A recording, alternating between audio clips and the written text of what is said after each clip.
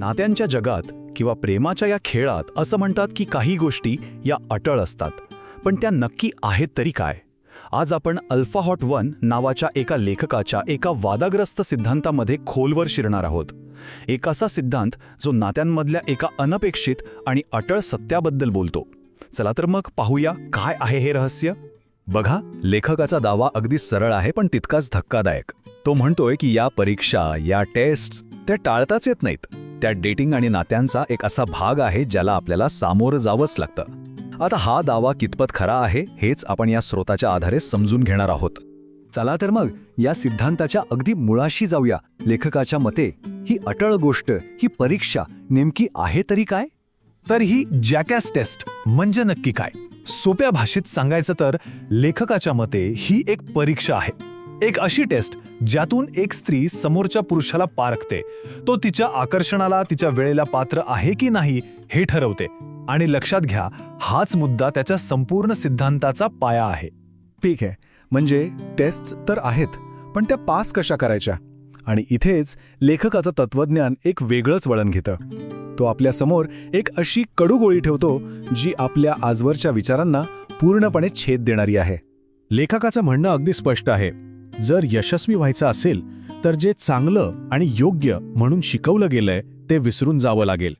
म्हणजे आपल्या सामाजिक शिकवणीच्या आणि कदाचित आपल्या आतल्या आवाजाच्याही विरुद्ध जाण्याची तयारी ठेवावी लागेल. आता आपण एका कथेच्या दुनियेत जाऊया. पण ही फक्त एक गोष्ट नाहीये, तर लेखकाच्या सिद्धांताचे एक जिवंत उदाहरण आहे, एक प्रात्यक्षिक आहे. या कथेच्या केंद्रस्थानी आहे जेनेट. लेखक म्हणतो ती खूप सुंदर होती, आकर्षक होती, पण तिला मिळवणं जवळजवळ अशक्य होतं. का?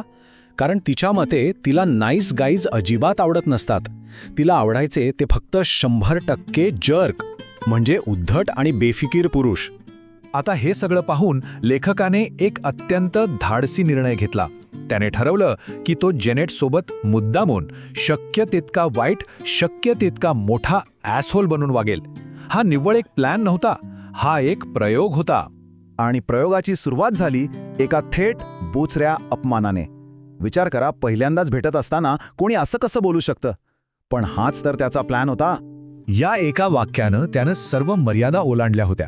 पण त्याच्या धक्कादायक प्रयोगाची ही तर फक्त एक सुरुवात होती. हे असं वागणं तब्बल 3 दिवस चाललं. पण मग गोष्ट हाताबाहेर गेली. एका क्षुल्लक कारणावरून लेखक इतका संतापला की त्याने जेनेटला अत्यंत वाईट शब्दांशी विगाळ केली. त्या एका क्षणी त्याला वाटलं, खेळ संपला, सगळं काही संपलं. पण मग त्याच संध्याकाळी एक अशी गोष्ट घडली ज्याची त्याने कल्पनाही केली नव्हती. ज्या मुलीचा त्याने इतका अपमान केला होता ती स्वतः त्याच्या दारात उभी होती. लेखकाचा प्रयोग फसला नव्हता, तो यशस्वी झाला होता. जेनेटचे हे वाक्य लेखकाच्या मते एक स्पष्ट इशारा होता. त्याच्या त्या उद्धट वागण्यानं तिला दूर नाही ढकललं, उलट तिच्या मनात आकर्षण निर्माण केलं होतं. त्याची जॅकॅस टेस्ट तो पास झाला होता. पण मग पुढे काय झालं? कहाणी ट्विस्ट इथेच आहे.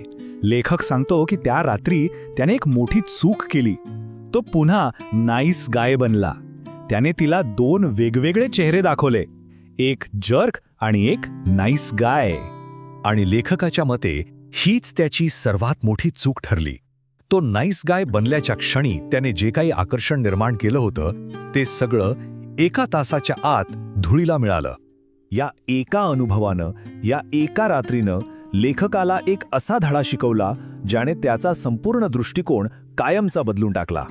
तर मग ह्या तथाकथित अपयशातून लेखकाने नक्की काय शिकवण घेतली?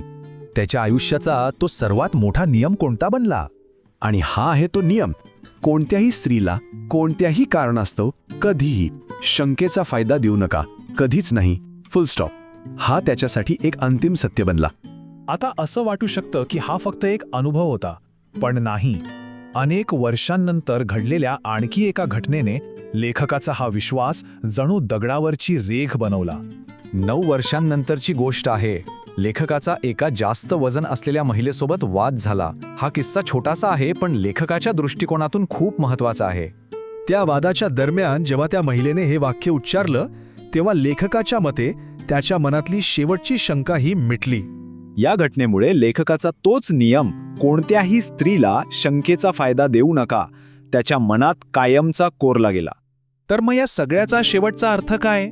लेखकाच्या मते सगळ्याच स्त्रिया या जॅकॅस टेस्ट वापरतात. जर्क्स असोत किंवा नाईस गाईज, सगळ्यांनाच या परीक्षांना सामोरं जावं लागतं. फरक फक्त इतकाच आहे की जर्क्सना त्या पास कशा करायच्या हे माहीत असतं.